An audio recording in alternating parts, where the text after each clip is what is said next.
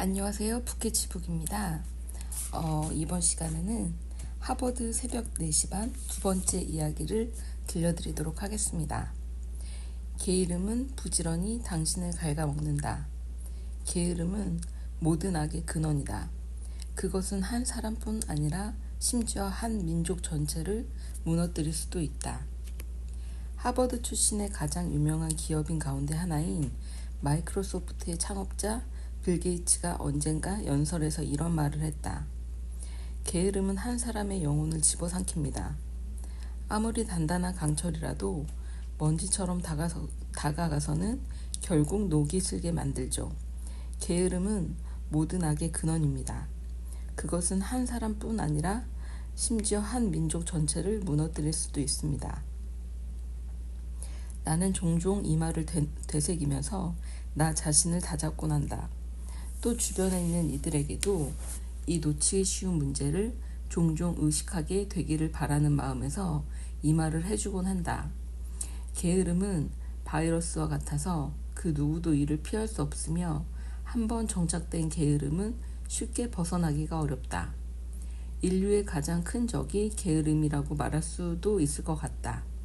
게으르거나 미루는 습관은 충분히 제 시간 안에 완성될 일마저도 너무나 어려운 일로 만들어버리기 때문이다. 게으른 사람은 어려움에 직면할 때마다 일의 전면에서 물러나 버리고서 언제나 문제로부터 외면하는 편안함을 추구한다. 하버드에서 몇 개월 동안 연수를 다녀온 베이징 대학의 한 교수가 이렇게 말했다. 아시아의 학생들이 엄청난 학업 스트레스를 받는다고들 말하는데 하버드에 다녀온 후 비교해보니 딱히 그런 것 같지도 않더군. 하버드의 학생들에 비교하면 한국, 중국, 일본 등 아시아의 학생들은 너무 안일하게 공부하고 있어. 그는 하버드 캠퍼스에 가득 찬 뜨거운 학구적 분위기를 몸소 체험하고 와서 자신의 학생들이 걱정되었다고 했다. 하버드 학생들에게서는 도저히 게으름이라는 것을 찾아볼 수가 없었네. 그런데 내가 데려간 학생들을 보니 마치 쉴 틈만 찾는 것처럼 보이는 것 아닌가. 그 중엔 성적이 굉장히 뛰어난 이도 있었지만 역시 마찬가지였어. 하버드 학생들은 자신이 하고 있는 공부가 목표이기 때문에 쉬는 시간도 먹는 시간도 모두 이 목표를 위한 도구일 뿐이지만 마치 내가 데려간 학생들은 학습을 위한 시간과 자신만의 시간을 구분하는 듯 했어. 그런 학생들에게선 하버드의 열망이나 열정은 어디에서도 찾아볼 수가 없었지. 이 교수의 걱정도 무리는 아니다.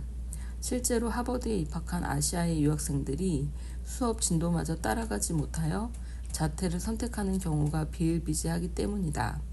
그들은 자신의 모든 시간을 자신의 공부에 쏟을 의지가 없는 것이다. 심리학자들은 게으름을 일종의 따분한 심리로 분석한다고 한다. 게으름은 여러 가지 형태로 표출되는데 경미한 경우에는 미루기와 망설이기로 나타나고 심한 경우에는 나태함과 기피로 그 모습을 드러내기도 한다. 특히 20대 청년들의 경우 이런 심리 상황에서 다음과 같은 증상을 보인다. 1. 활동적인 일들을 싫어하고 언제나 우울감을 가지고 있다. 2. 주변 사람들이나 주변에서 일어나는 일들에 대해서 무관심하고 온종일 자신만의 공상에 빠져 있다. 3. 가족이나 친구들을 함께 있는 것을 불편해하고 다른 사람들이 자신과 함께 있으려 하지 않는 상황을 선호한다. 4. 고민이나 잡념이 많아서 불면증에 시달리거나 규칙적인 수면이 어렵다. 5. 학생의 경우 수업 시간에 지가 결석을 하고 수업에 들어가지 않고도 위기감을 느끼지 못한다. 직장인의 경우에도 근태가 좋지 못하고 그에 대한 스스로의 긴장감이나 죄책감이 없이 태연하다. 6. 학생의 경우 수업에 집중하지 못하고 과제가 주어져도 제때 완성하지 못하며 직장인의 경우 자신의 일을 제대로 수행하지 못한다. 7. 스스로 생각하지 못하고 자신의 학습이나 연구의 목적이 무엇인지를 잊고 방향 감각을 상실한 채 습관적인 관성으로 일한다. 물론 게으름은 사람에 따라서 다른 형태로 보일 것이다. 어떤 사람은 자신이 게으르다는 사실조차도 인식하지 못한 채 하루를 의미 없이 보내기도 하고, 또 어떤 사람은 미룰 수 있는 일은 최대로 내일로 미뤄버리는 데만 애쓴다. 간혹 이런 습관을 고치고 싶어하는 사람들도 있지만 이미 만성화된 게으름은 쉽사리 고쳐지기 어렵다. 그 방법을 몰라서 하루하루를 그저 게으르게 보내는 사람도 수두룩하다. 좀 더 부지런해져야 할 텐데 이렇게 생각해 본 적이 있는가? 나는 이런 생각을 하는 사람들에게 이렇게 말해주고 싶다. 게으름은 인간이 가진 뿌리 깊은 성질이다. 하지만 분명 우리는 이를 극복하거나 없앨 수 있다. 성실하게 노력하는 습관을 기른다면 게으름은 자연스럽게 설 곳이 없어질 것이다. 우리는 늘 자신의 삶을 게으름이 장악하게 만들어서는 안 된다. 우리가 게을러질수록 아이러니하게도 게으름은 더욱 부지런히 우리의 인생을 갉아먹기 때문이다. 하버드에서는 바로 이런 게으름의 속성을 일찍이 깨닫고 매일 게으름과 싸워 이기고자 자신을 단련한다. 하버드의 성공 비결, 게으름을 극복하는 가장 쉬운 방법. 누구나 게으름보다는 부지런한 것이 좋다는 사실을 안다. 그럼에도 불구하고 게으름을 극복하는 방법을 몰라 게으름으로부터 지고 마는 사람들이 많다. 프랭클린 루즈벨트는 이렇게 말했다. 게으름은 마치 철에 녹이 스는 것처럼 우리의 몸을 망가뜨린다. 자주 사용하는 열쇠는 언제나 반짝거리기 마련이다. 자신이 이루고자 하는 목표가 있고 이에 도달하기 위해서는 반드시 성실함과 성취 욕구가 전제돼야 한다.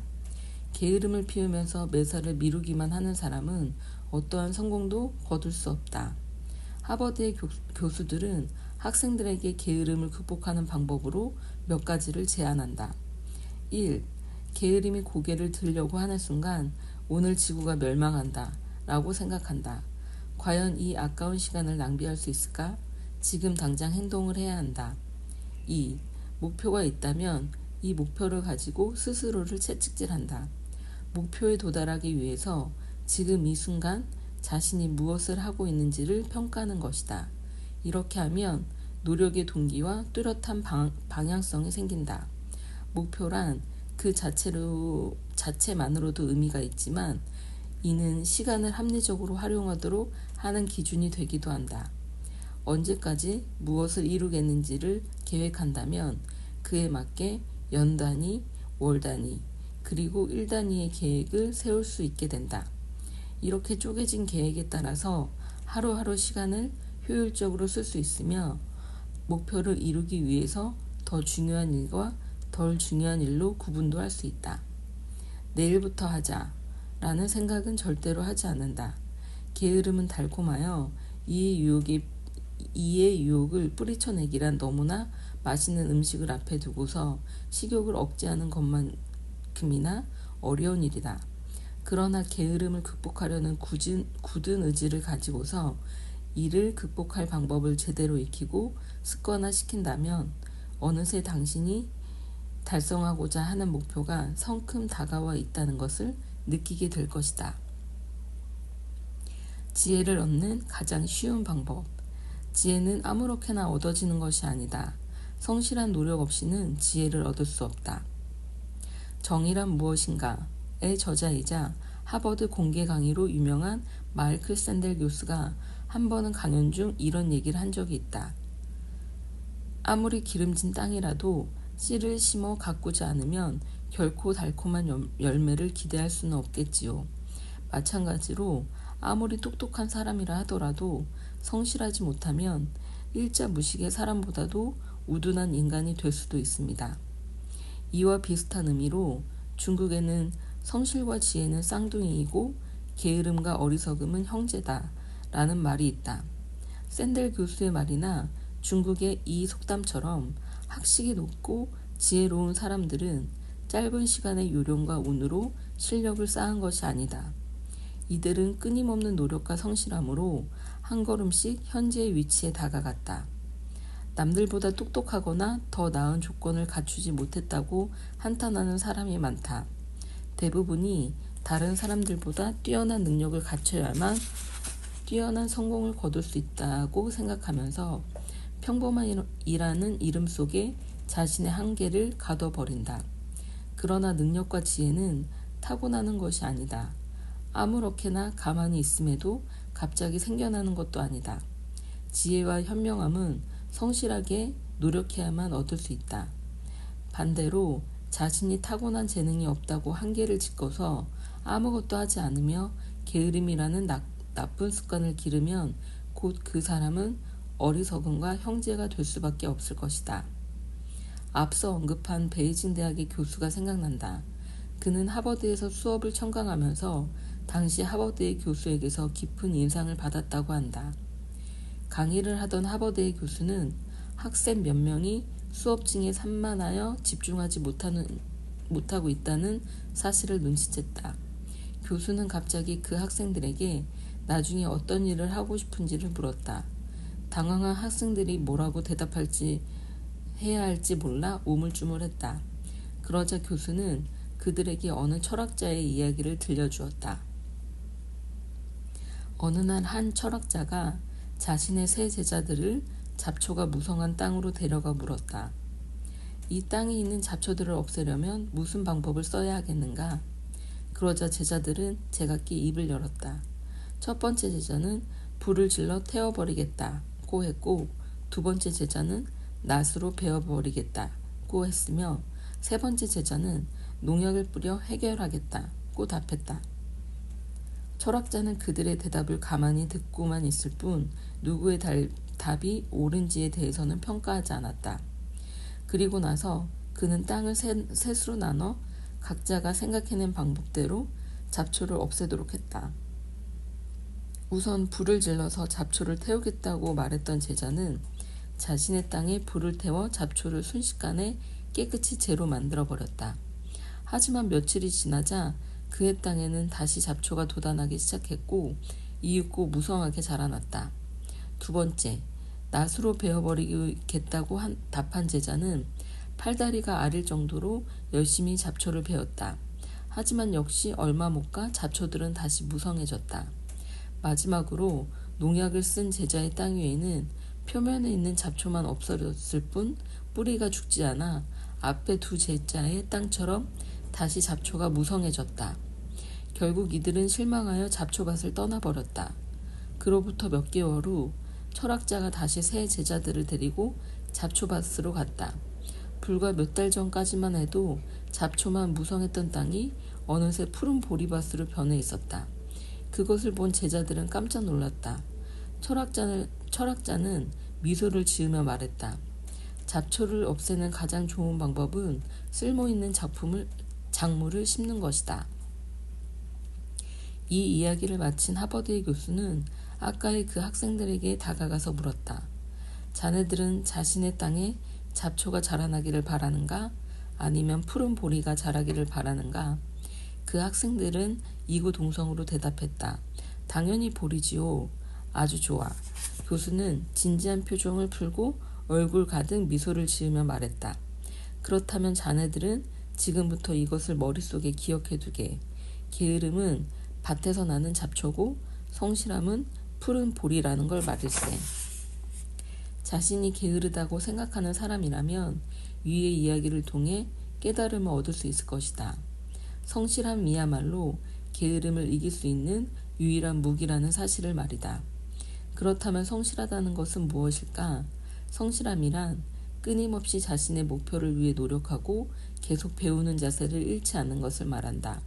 성실한 사람은 이미 현명하고 지혜로운 사람이 되는 열쇠를 쥔 셈이다. 하버드의 성공 비결. 신은 누구에게나 공평하다.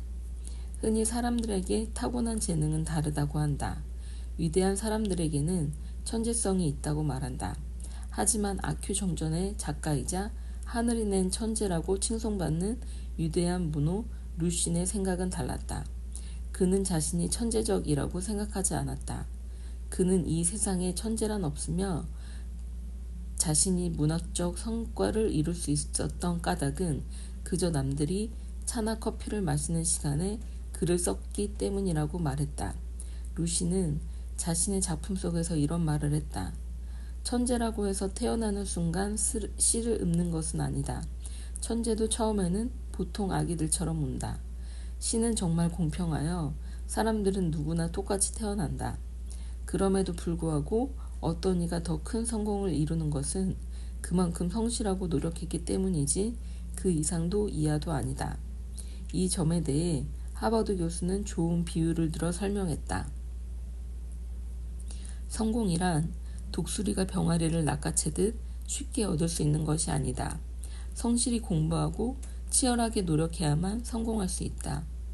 하늘은 스스로 돕는 자를 돕는다. 태어날 때부터 능력을 갖춘 사람은 아무도 없다. 하버드의 학생들은 모두 자신들이 성실히 공부하고 노력하고 공부했기 때문에 이 능력과 지혜를 얻었다고 생각하고 자신의 타고난 천재성에 의지하거나 자만하지 않는다. 최악의 바보는 반성하지 않는 사람이다. 끊임없이 발전하는 사람들의 공통점은 자기가 다른 사람에 비해 무엇이 부족한지를 늘 반성한다는 점이다. 하버드 학생들은 보통 졸업한 후에 각계각층에서 엘리트 인재로 성장한다. 이것은 부정할 수 없는 사실이다. 그들 대부분은 만족스럽지 않은 직장에 다니게 되거나 보수가 적으면 어떻게 할까에 대한 고민을 할 필요가 없다. 그들 실력에 걸맞는 대우를 받기 때문이다. 그렇다면 어째서 하버드 출신은 이토록 특별한 능력을 갖춘 것일까? 나는 이것이 하버드의 교육과 훈육 방식에서 찾아볼 수 있다고 생각한다. 하버드에서는 학생들이 각자의 능력을 키우도록 각별히 관리를 해준다. 훌륭한 스승과 제자가 함께 모여 학문을 연구하고 있으니 학교 전체의 실력이 좋을 수밖에 없다. 그러나 이에 그치지 않는 하버드의 특별함은 바로 우수한 신입생을 위한 장학제도에 있다. 학비와 생활비를 감당할 능력이 없는 학생이라 하더라도 특별히 우수한 학생이라면 하버드에서는 입학을 허용하고 장학금을 제공한다. 그렇다면 얼마나 우수한 학생이어야 하버드 장학생이 될 수 있을까? 당연히 학과에 따라서 하버드가 생각하는 우수한 학생의 정의도 달라질 것이다. 다만 한 가지 확실한 것은 하버드는 선천적인 재능과 후천적인 학습 능력 모두가 우수한 학생을 선택한다는 사실이다. 선천적 재능만 놓고 본다면 누구나 가장 우수한 학생이 될 수 있다. 어느 누가 선천적인 재능을 받지 못했겠는가? 누구나 자신만의 재능 하나쯤은 가지고 있을 테니 말이다. 하지만 후천적인 학습 능력은 성실히 노력하는 학생들만이 가진 매우 특별한 능력이다. 이 밖에도 하버드가 가장 중요하게 생각하는 학생의 자질은 스스로 반성하는 능력이다. 열심히 반성하는 사람은 자신과 타인의 차이를 똑바로 인식하고 계속해서 발전할 가능성이 있기 때문이다. 게다가 하버드는 학생들에게만 반성할 것을 요구하지 않는다. 학교 자체에서도 끊임없는 자기 반성을 통해 스스로를 돌아보고 발전을 멈추지 않고 있다. 세계 최고의 대학인 하버드는 화려한 업적을 세워왔지만 그 자체만으로 완벽한 학교 혹은 세계 최고의 학교라고 부르는 것은 아니다. 실제로 2007년 30년이 넘도록 하버드 강단에 서온 해리 루이스 교수는 영혼 없는 특별함이라는 자신의 저서를 통해서 하버드의 각종 문제점과 해결 과제를 꼬집었다. 그는 하버드가 최고의 교수진을 영입하거나 우수한 학생들을 선발하는 데만 지나치게 많은 힘을 쏟고 있다고 비판했다. 정작 상아탑이 더 요구하는 기본은 지혜와 능력, 사회적 책임감을 갖춘 인재를 길러내는 교육에 있다는 것이다. 또한 그는 하버드의 커리큘럼이나 학점을 부여하는 방식, 소통과 협력의 네트워크, 대학 내 범죄, 지도 방식 등을 자세히 분석하고 교육적으로 부족한 점들을 꼬집었다. 하버드의 교육 목적이 기존의 일방적인 지도형 교육에서 아래로부터의 요구형 교육으로 바뀌어야 하며 우수 인재 영입만큼이나 교육 개혁에도 노력을 기울여야 한다고 주장했다. 루이스 교수의 이 책과 그가 제시한 문제점, 제안은 하버드에 신선한 충격을 던져주었다. 하버드 교육대학원의 하워드 가드너 교수는 이렇게 말했다. 루이스는 용기와 지혜를 갖춘 사람이다. 이토록 대담하고도 실용적인 책을 쓰다니. 하버드는 반성하고 부족한 점들을 채워나가도록 노력해야 한다. 하버드는 루이스 교수의 책에 대해 귀를 닫는 소극적 방식을 취하거나 혹은 문책을 하는 등의 퇴보적 선택을 취하지 않았다. 그의 제안에 귀를 기울이며 새로운 교육개혁 문화를 만들어갔다. 이런 하버드의 열린 태도는 이 학교가 앞으로도 더 발전 가능성이 있음을 시사한다. 우리는 하버드 인재들의 대단한 능력만을 추종할 것이 아니라 하버드 전반에 있는 이런 자기 반성 정신을 배워야 한다. 내가 지금까지 보아온 청년들 가운데 같은 시간에 가장 빠른 발전을 보인 이들은 모두 반성하는 습관이 몸에 배어 있었다. 이는 좌절이나 포기 혹은 피해의식처럼 소극적인 의미를 가지는 것이 아니다. 성실하게 노력하며 자신을 채찍질하고 앞으로 나아가기 위한 적극적인 의미다. 이렇게 올바른 자기 반성을 하는 이들은 한층 성숙해지고 점점 자신이 꿈꾸는 인간형에 근접해진다.